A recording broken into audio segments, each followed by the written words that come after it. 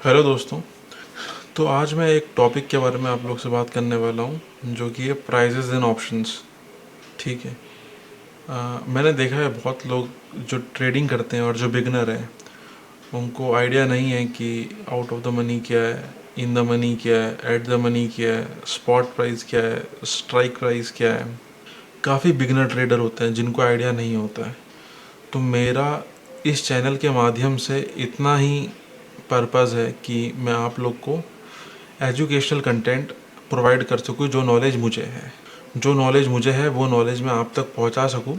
वही मेरा यहाँ पे काम है और उतना ही मैं अपना लक्ष्य मान के चल रहा हूँ कि मुझे जो चीज़ें पता है वो चीज़ें मैं आप तक पहुंचा सकूँ।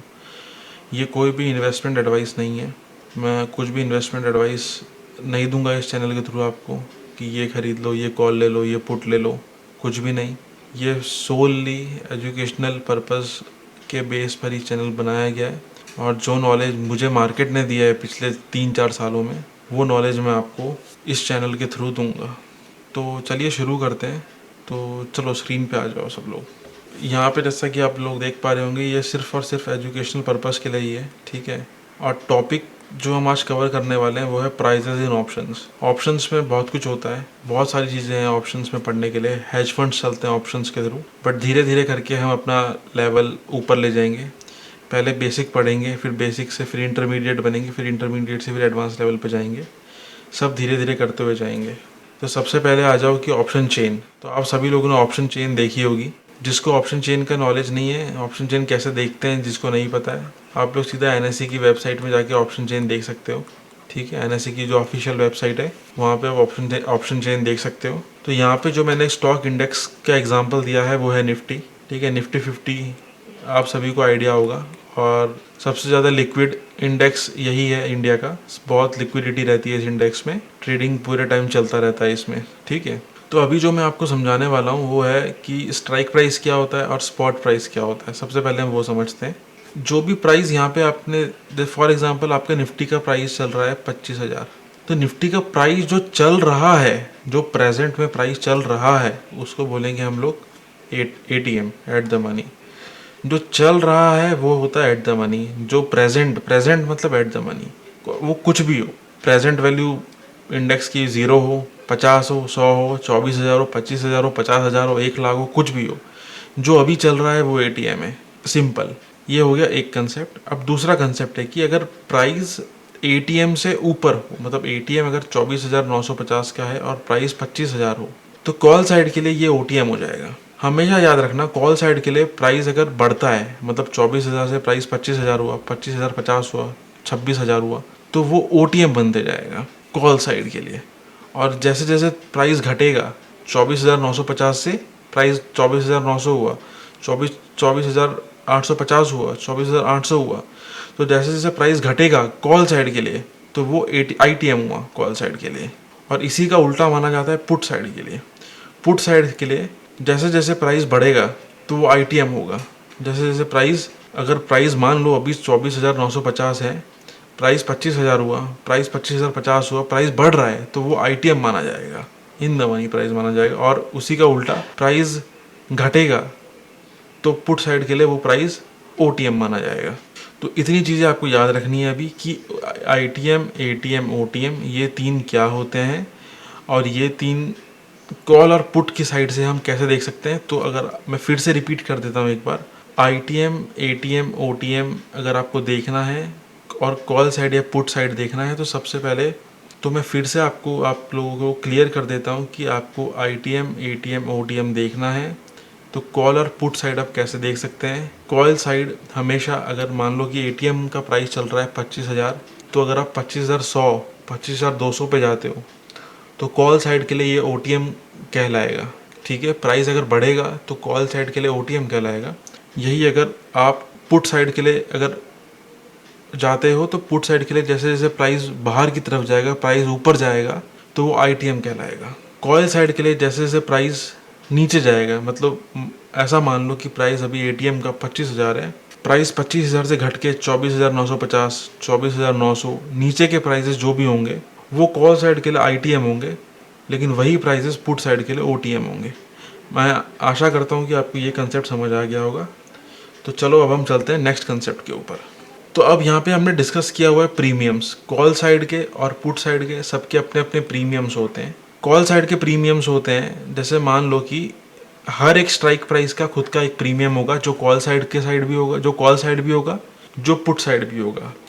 हर एक स्ट्राइक प्राइस का अपना प्रीमियम होगा, जो कॉल साइड भी होगा, जो पुट साइड भी होगा। कॉल साइड के प्रीमियम जो होंगे वो एटीएम, ओटीएम, आईटीएम हर स्ट्राइक प्राइस के लिए कॉल साइड के प्रीमियम्स होंगे। उसी तरीके से आईटीएम, ओटीएम और एटीएम हर पुट साइड के लिए उसके प्रीमियम्स होंगे।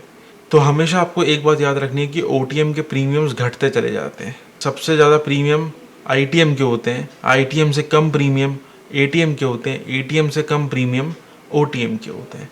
तो यहाँ पे मैं लिख देता हूँ, ठीक है, तो आपको इजी पड़ेगा कि आईटीएम के प्रीमियम सबसे ज़्यादा होते हैं, एटीएम के प्रीमियम उससे कम होते हैं और ओटीएम के प्रीमियम सबसे कम होते हैं। ठीक है, एटीएम के प्रीमियम सबसे कम। जैसे जैसे आप आईटीएम से ओटीएम की तरफ बढ़ते चले जाओगे वैसे वैसे आपके प्रीमियम घटते चले जाएंगे। ओटीएम का प्रीमियम आईटीएम से कम होता है। ये चीज़ आप चाहे कॉल साइड के लिए ले लो या चाहे पुट साइड के लिए ले लो। ठीक है, एटीएम का प्रीमियम आईटीएम से कम होगा, चाहे कॉल साइड के लिए ले लो या चाहे पुट साइड के लिए ले लो। और ओटीएम का प्रीमियम एटीएम से कम होगा, चाहे कॉल साइड के लिए ले लो चाहे पुट साइड के लिए ले लो। तो आपको एक बात हमेशा याद रखनी है कि ये तो हमने देख लिया कि आईटीएम, एटीएम और ओटीएम में कैसे प्रीमियम्स डिवाइडेड होते हैं। अब आपको ये क्वेश्चन आ सकता है कि अगर सिर्फ और सिर्फ अगर मैं आईटीएम की बात करूँ तो आईटीएम भी तो बहुत बड़ा है ना भैया। आईटीएम भी तो यहाँ से लेकर यहाँ तक बहुत प्राइजेस आएंगे आईटीएम में भी। तो याद रखना कि जितना डीप आईटीएम चले जाओगे उतने प्राइजेस बढ़ते चले जाएंगे। ठीक है, जितना डीप इन द मनी होंगे आप उतने प्राइस ज़्यादा होंगे। जैसे जैसे इन द मनी से एटीएम की तरफ आओगे प्राइजेस कम होते जाएंगे और जैसे जैसे एट द मनी से ओटीएम की तरफ जाओगे तो प्राइजेस और घटते चले जाएंगे। अब एक बात और, ओटीएम में भी आपको एक बात याद रखनी है कि ओटीएम में जैसे जैसे आप deep out of the money जाओगे तो प्राइजेस घटते चले जाएंगे। Deep out of the money prices घटते चले जाते हैं और deep in the money prices बढ़ते चले जाते हैं। एटीएम से ओटीएम जब आप जाओगे तो एटीएम से थोड़ा ओटीएम जाओगे, फिर और ओटीएम जाओगे, फिर डीप ओटीएम जाओगे। एटीएम से जब जाना चालू करोगे तब थोड़ा ओटीएम जाओगे, फिर थोड़ा और ओटीएम जाओगे, फिर थोड़ा deep in out of the money जाओगे। तो जैसे जैसे थोड़ा ओटीएम जाओगे तो प्राइस कम होंगे, थोड़ा और ओटीएम जाओगे तो थोड़े और प्राइस कम होंगे और deep out of the money जाओगे तो प्राइसेस और कम होंगे। तो आपको याद रखना है कि deep out of the money के प्राइसेस सबसे कम होते हैं, डीप इन द मनी के प्राइसेस सबसे ज़्यादा होते हैं। ठीक है, अगर आपको ये समझ आ गया है कॉल साइड के लिए भी और पुट साइड के लिए भी, तो अब हम आगे बढ़ते हैं। तो दोस्तों अब बात करते हैं एक्सपायरी की। तो निफ्टी की एक्सपायरी जैसा आप लोग जानते हैं कि वीकली होती है, मंथली होती है, क्वार्टरली होती है। तो अभी आप ऐसा मान के चलो कि निफ्टी की वीकली एक्सपायरी है। अब निफ्टी की वीकली एक्सपायरी है, ठीक है दोस्तों। अब आप एक चीज़ मानो जो मैं आपको बताने वाला हूँ कि एक्सपायरी पे आपके प्रीमियम्स की वैल्यू क्या हो जाती है, वो जानना बहुत ज़रूरी है। तो अगर हम कॉल और पुट साइड के प्रीमियम्स की बात करें तो हमेशा आपको याद रखना है कि जितने भी ओटीएम ऑप्शंस हैं वो वर्थलेस एक्सपायर करते हैं। मैं यहाँ पे लिख देता हूँ, जितने भी ओटीएम ऑप्शंस हैं वो वर्थलेस एक्सपायर करते हैं, मतलब उनकी वैल्यू ज़ीरो हो जाती है एक्सपायरी के टाइम पे। और सिमिलरली हम एटीएम के ऑप्शंस के लिए भी यही बात बोल सकते हैं। ठीक है, सिर्फ और सिर्फ जो वैल्यू आएगी वो होगी आईटीएम ऑप्शंस के प्राइजेस की, और वो वैल्यू कितनी होगी, स्पॉट माइनस स्ट्राइक, इन दोनों का सब्ट्रैक्शन करके जब आप लोग इसको पॉजिटिव वैल्यू में ले लोगे तो जो वैल्यू आएगी, ठीक है, क्योंकि spot minus strike value negative भी आ सकती है। मान लो कॉल के केस में नेगेटिव आ गई और पुट के केस में पॉजिटिव आ गई, या पुट के केस में नेगेटिव आ गई, कॉल के केस में पॉजिटिव आ गई। तो आपको कुछ नहीं करना है, वैल्यू नेगेटिव आए चाहे पॉजिटिव आए, आपको सिर्फ पॉजिटिव वैल्यू ही मान के चलना है उसको। तो वो आपकी इंट्रिंसिक वैल्यू की आपकी वो इंट्रिंसिक वैल्यू हो जाएगी उस प्रीमियम की। ठीक है, और बाकी जो आप यहाँ देख सकते हैं, जैसे कि कॉल साइड के लिए यहाँ देख सकते हैं ओटीएम लिखा हुआ है। तो ओटीएम ये 40, 60, 80, 90 ये सारे के सारे प्रीमियम जिस भी स्ट्राइक प्राइस पे हो, अगर वो स्ट्राइक प्राइस ओटीएम रह गई एक्सपायरी तक, ये ओटीएम रह गई हैं सारी स्ट्राइक प्राइसेस। क्यों ओटीएम रह गई हैं? क्योंकि आपकी एट द मनी की स्ट्राइक प्राइस है 24,950। तो उसके ऊपर जितनी भी स्ट्राइक प्राइजेस है सबके सब ओटीएम रह गई हैं, तो ओटीएम स्ट्राइक प्राइजेस के जो भी प्रीमियम्स होंगे वो सारे के सारे प्रीमियम आपके वर्थलेस हो जाएंगे, जीरो हो जाएंगे। और आईटीएम का मैंने आपको बता दिया है कि आप वैल्यू कैसे निकाल सकते हो, spot price minus strike price. जो भी स्पॉट प्राइस चल रहा होगा, जो भी एटीएम वैल्यू चल रही होगी, उसमें से आप जिस भी स्ट्राइक प्राइस की एटीएम वैल्यू निकालना चाहते हो उस स्ट्राइक प्राइस को सब्ट्रैक्ट कर दोगे स्पॉट प्राइस में से, तो आपको इंट्रिंसिक वैल्यू मिल जाएगी। Similarly for the call and similarly for the put. उसी तरीके से आप यहाँ पर देख सकते हो पुट के लिए ये सारे वैल्यूज जीरो हो चुकी है, नीचे वर्थलेस हो चुकी है ओटीएम के लिए। तो ये कंसेप्ट बताना भी आप लोग को ज़रूरी था। तो चलिए अब हम चलते हैं नेक्स्ट कंसेप्ट पे। अब दोस्तों एक बात समझो कि अगर आपने कॉल बाय किया है तो सिंपल सी बात है, अगर आप कोई कॉल बाय करोगे तो या तो वो एटीएम पे करोगे, या तो ओटीएम पे करोगे, या तो आईटीएम पे करोगे। मैं दोस्तों ये बहुत बेसिक चीज़ें बता रहा हूँ, ये आपको इतना बेसिक से कोई नहीं बताएगा जितना बेसिक से मैं आपको बता रहा हूँ।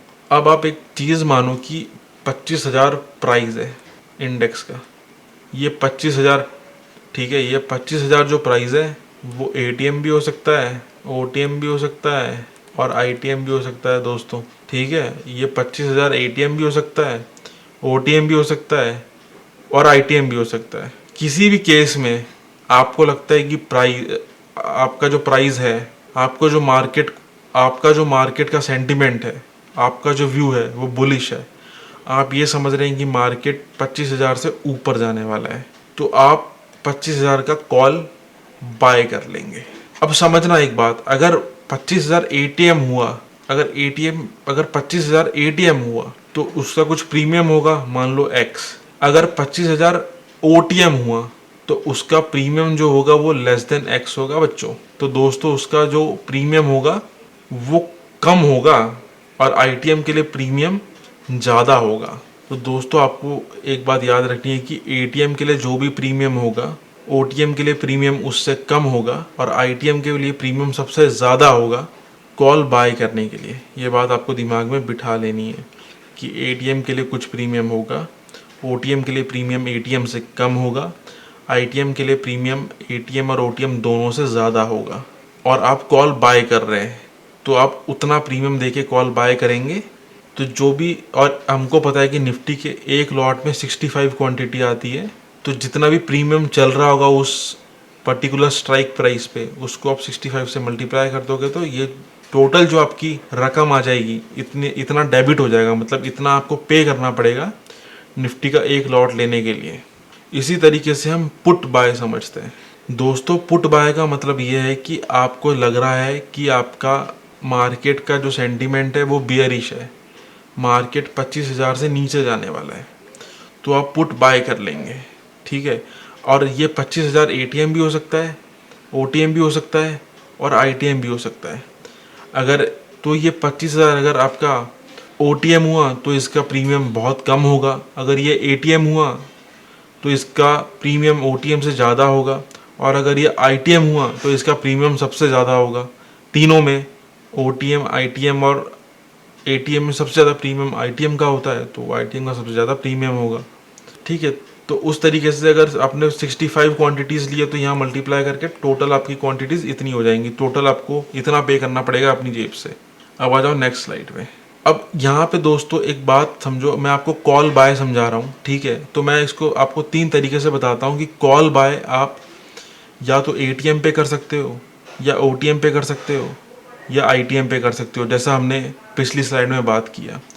अब आप ये मान लो कि 25,000 आपका एटीएम है, इन तीनों केस के लिए 25,000 आपका एटीएम है, तो आपको लग रहा है कि आपका प्राइस 25,000 से ऊपर जाने वाला है, आपका सेंटीमेंट बुलिश है, तो आप 25,000 का कॉल बाय कर लोगे।